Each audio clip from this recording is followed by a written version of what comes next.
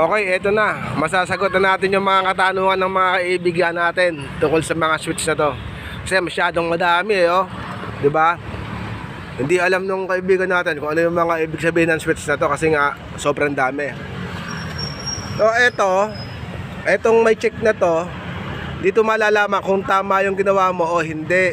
Pipindutan lang dito sa baba, saka sa taas. Pag tama ginawa mo, lalabas yan. Check, pipindutin yan, no? Tapos, eto naman, pagka yung break time mo na, pindutin mo lang yan. Pag hindi tumunog, ibig sabihin, hindi ka pa pwede kumain. Pag tumunog na yan, kakain ka na, no?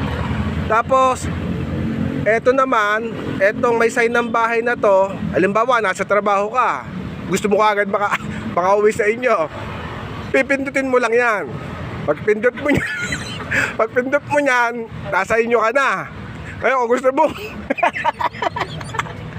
mong bumalik agad sa trabaho, pindutin mo lang uli yan. Ayun, nasa trabaho ka na. Tapos eto naman, mamimili ka ng shift. Kung gusto mo 6 to 2, 2 to 10. O kaya isang linggo naka-duty, pindutin mo lang yan, no? Tapos eto, pagka nasisilaw ka doon sa ilaw sa trabaho mo, pindutin mo lang yan. Pag nasilaw ka, pindutin mo to para yung sinag ng ilaw pataas. O, di ba? Sana nasagot ko na yung katanungan mo, kaibigan.